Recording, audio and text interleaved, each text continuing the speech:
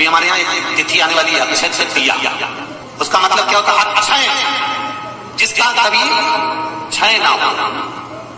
जब हम भगवान शंकर को चावल का दाना चढ़ाते हैं, जैसे बहुत ध्यान दीजिएगा महाराज, बहुत समझने वाली बात है, बहुत ध्यान से। चावल का दाना हमारे मस्तक पर तिलक करने के बाद पंडित जी क्यों लगाते हैं कि भगवान जैसा समय आज चल रहा है, आप पूजन कर रहे हो, पाठ कर रहे हो, दान कर रहे हो, पुण्य कर रहे हो, सत्कर्म कर रहे हो, भजन कर रहे हो, मेरा देव अधिदेव महादेव, मेरा नारायण, मेरा सत्यनारायण भगवान, मेरा राम जी, मेरा विष्णु जी, मेरा भागवत मैया, मेरी रामायण मैया।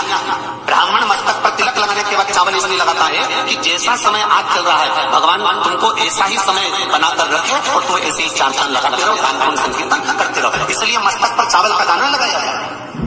तो यहाँ शिव महापुराण की कथा करी, चावल का दाना हम शिव जी को क्यों चढ़ाते हैं, भगवान को क्यों समर्पित करते हैं, भगवान के पूजन में अक्षत क्यों समर्पित करते हैं, चावल क्यों समर्पित करते हैं, उसका कारण क्या है? तो कहा आज मैंने जब चावल का दाना आपको समर्पित करा है, जिस भाव से, जिस विश्वास से, जिस श्रद्धा से, जिस मन से मैं आपको रिझा रही हूँ, हे भोलेनाथ मेरी ये मनोकामना पूर्ण कर, इसको अक्षय कर देना, इसको अमर कर देना, बस इतनी कृपा आप लोगों से भी है। अमावस्या आ रही है, पूर्णिमा आ रही है, नवमी आ रही है, बैसाख की तीज आ रही है, अक्षय तृतीया। सत्तू का प्रयोग अवश्य करना, करोगे ना? उसका दान अवश्य करना। कोई आए उसको थोड़ा सा सत्तू अवश्य खिलाना। 3 चीजें होती हैं सत्तू में, गेहूं, चने की दाल, जौ, इनको गलाया जाता है।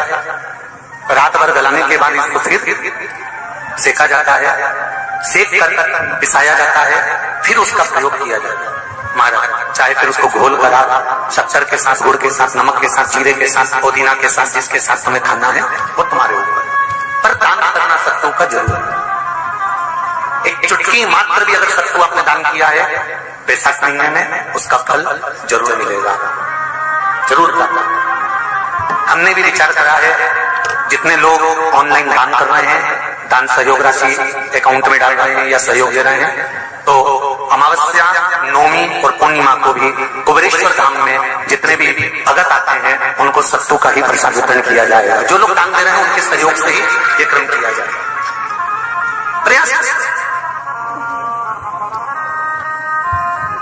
शिव उपासना, शंकर का भजन महाराज। स्कंद पुराण में उठाकर पढ़ना कि आखिर मिट्टी के पात्र का जल बैसाख के महीने में शंकर को क्यों चढ़ाया जाता है। अगर मिट्टी का पात्र भी नहीं हो, तुम्हारे घर में मटका हो, सुरई हो, वो भी नहीं हो, तो एक दिए में मिट्टी के पानी भर लो और वो पानी तांबे के कलश के अंदर जो पानी है उसमें मिला लो। पर मिट्टी का जल शिव जी को क्यों चढ़ाया जाता है?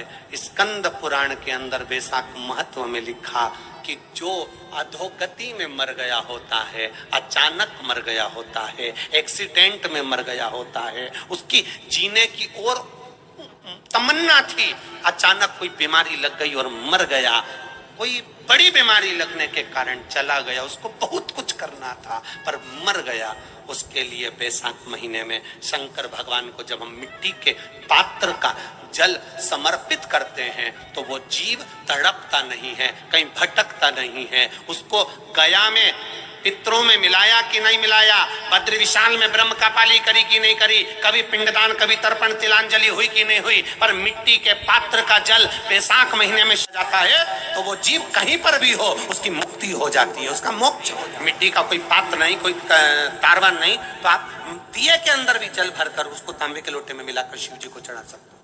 बैसाख महीने में जिस नारी के गर्भ में बच्चा 1-2 महीने का, 4 महीने का किसी का गिर गया हो, बच्चा चले गया 2 महीना, 4 महीना, 6 महीने का समाप्त हो, उसको चढ़ाना चाहिए बैसाख महीने में शिव को।